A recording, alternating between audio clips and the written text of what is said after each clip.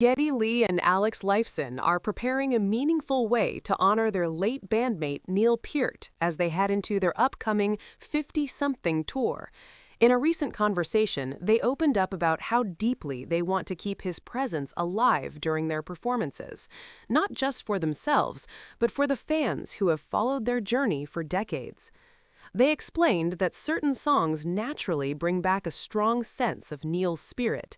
Rather than turning the tribute into something overly somber, they chose a more personal and reflective approach. Each night, they plan to select a couple of songs that best capture his essence, whether through his powerful drumming, his lyrical depth, or the overall atmosphere he helped create. As they perform these pieces, visual elements will accompany the music, adding another layer of remembrance that connects the audience to Neil's legacy. For them, these moments are not about mourning, but about sharing a collective memory. They want the crowd to pause with them, to feel the connection, and to appreciate what Neil brought to the band and to music as a whole.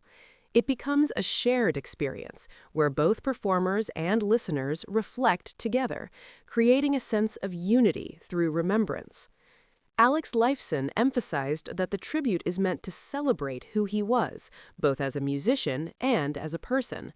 Over time, the sadness has evolved into something warmer and more appreciative, allowing them to focus on the joy and brilliance he left behind. With Neil gone since 2020, the band has invited drummer Annika Nils to step in for the tour.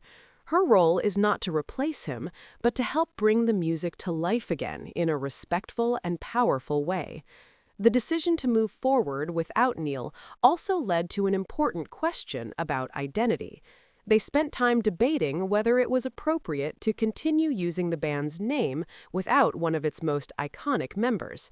At one stage, they even considered performing under a completely different name, exploring various alternatives.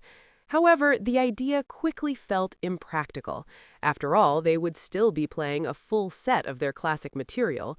Trying to present that under another identity only made things more complicated than necessary and even a bit absurd. In the end, continuing under the name Rush felt like the most honest and natural choice. It reflects the music they are playing and the legacy they are carrying forward. The tour is set to begin on June 7th in Los Angeles, with performances scheduled across North America until mid-December. After that, they plan to bring the show to audiences in Europe and South America, extending this tribute across the world while celebrating the enduring impact of their music.